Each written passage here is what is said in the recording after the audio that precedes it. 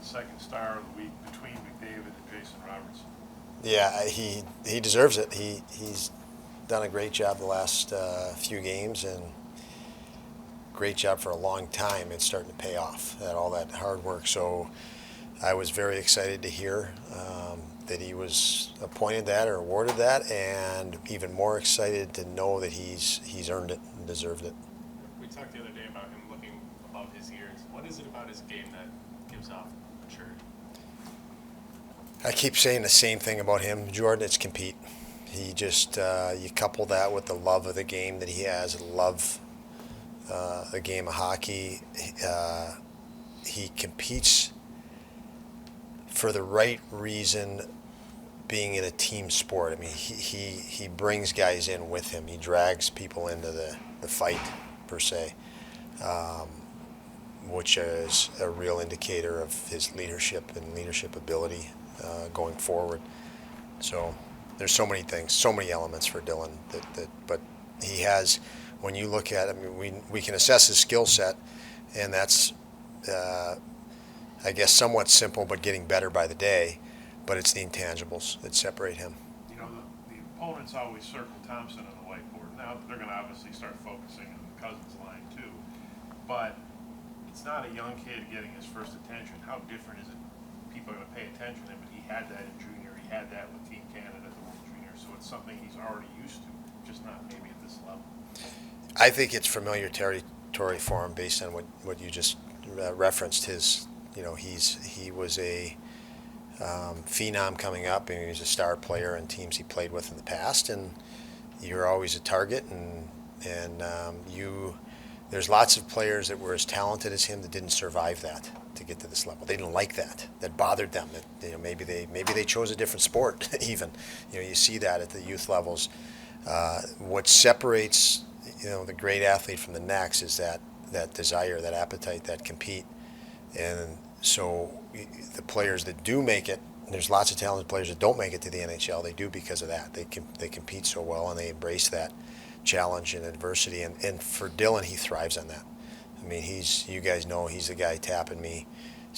Our next opponent, he wants to play against their top line all the time.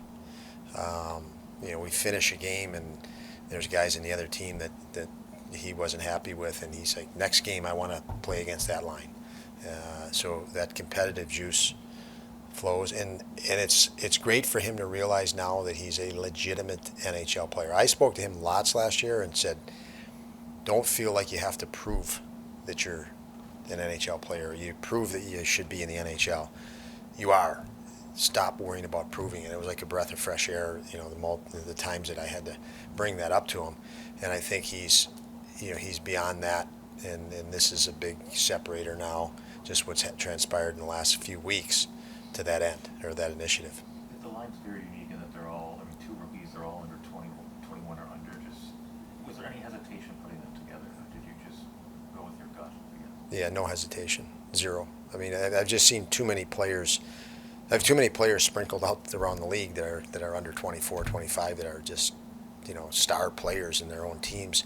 So I'm very familiar with the development, players that age and what they can do and their capacity. And it's exciting to know we have the talent we have in our organization that's young to be here coaching, to be able to help unleash that, because it's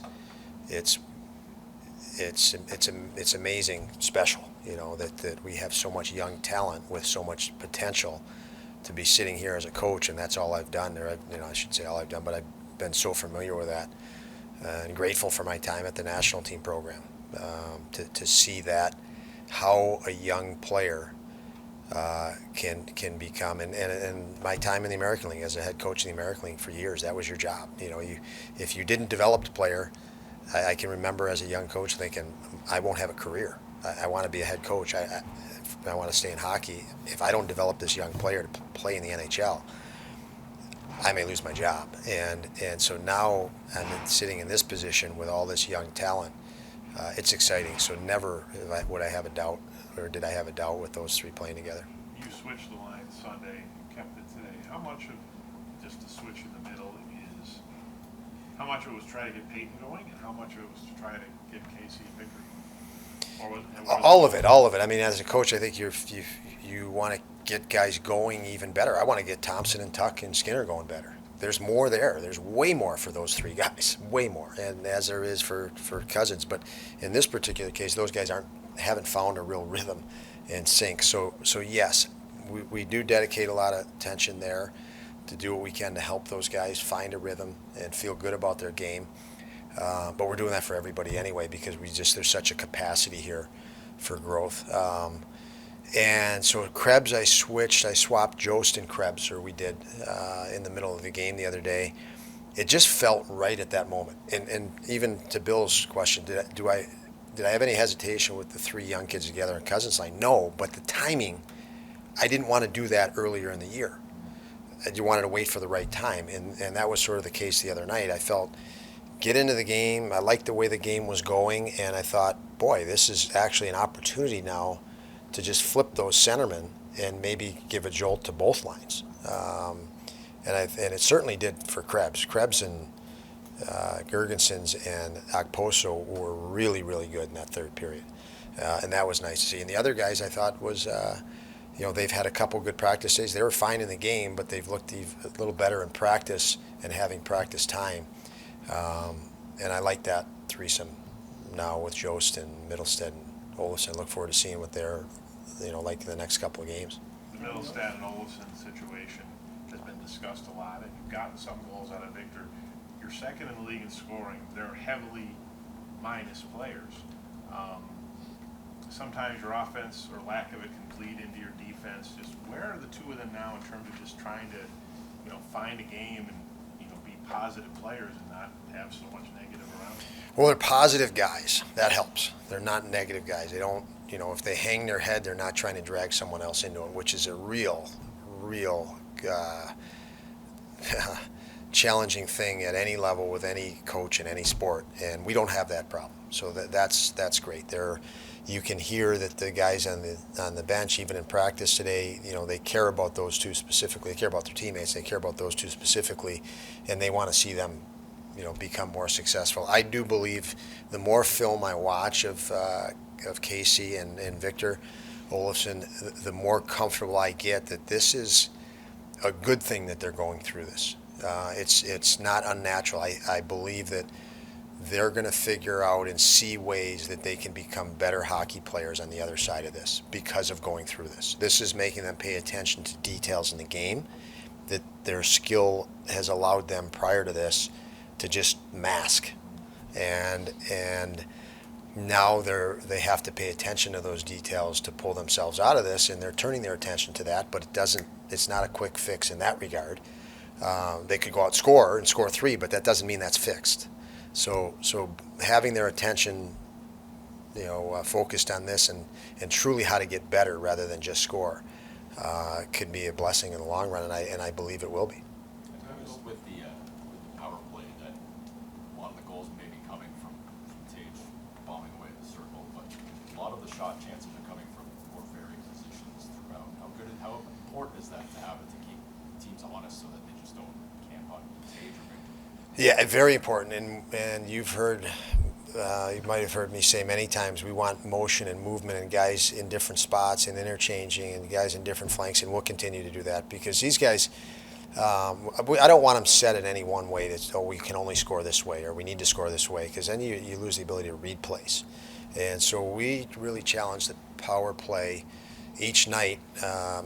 Matt Ellis, Jason Christie do a great job of showing vulnerabilities, or potential vulnerabilities, I should say, of opposing penalty kills. So create different attack points each night to give them something to target. And our guys, a credit to those 10 guys that have been part of those units, or 11 if you count Okposo in that, they love that. They love the challenge of every night's new and unique, not hanging on to what we did last game. And again, but I like the way that our coaching staff has presented it to them, and love the way our guys have just embraced that. In this current streak, you've picked up 9 out of 14 points, and in that streak, since November 22nd, you've got the leading scorer in the National Hockey League, Jeff Skinner, and you you got the second leading scorers in Dylan Cozens and Tage Thompson tied with Connor McDavid at 12 points. Does that tell us something about your team, that they're excelling like that and are on top of the league in these 7 games? I mean, honestly, I wouldn't have known any of those stats, Paul. I don't look at the stats like that. For us, for me as a coach, it's how do we get better every day. But I do know we're sitting on a gold mine of talent here, and potential, and I keep saying, you don't see me get down when we to the point when, we're not, the results aren't a win. It's the process that we need to. You get me upset. You see me upset when we don't compete hard, or we don't play fearless, or we play with hesitation.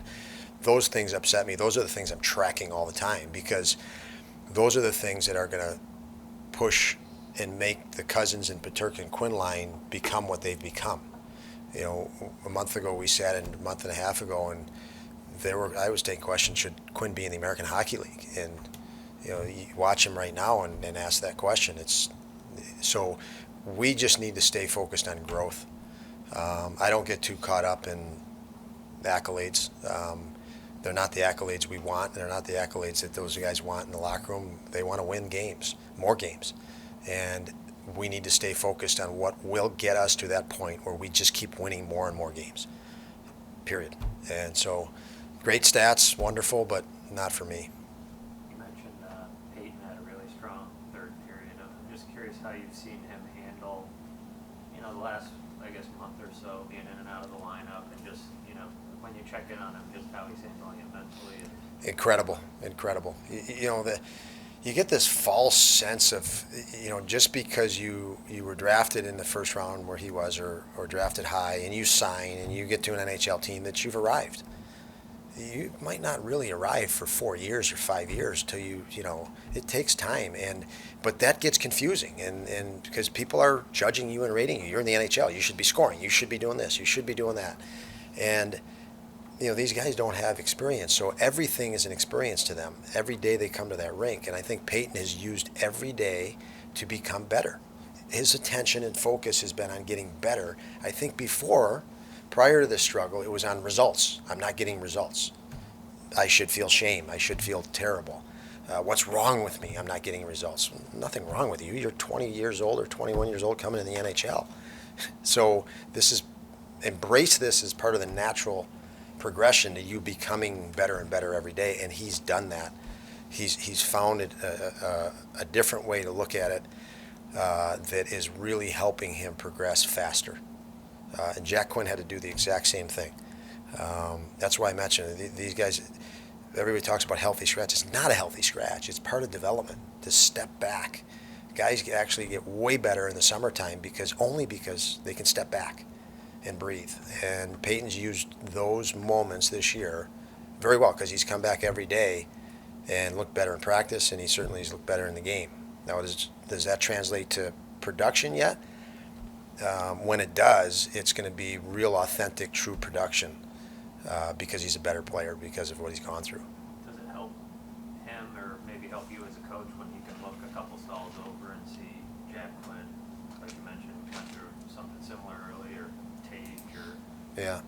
Rasmus, like all over the room? It does help. It helps knowing, again, helps having a young team, because guys went through it. There was a moment I don't know if you guys caught it a couple weeks ago, he went on the ice early with Tomer. Tomer grabbed him, and they went on and did some work together.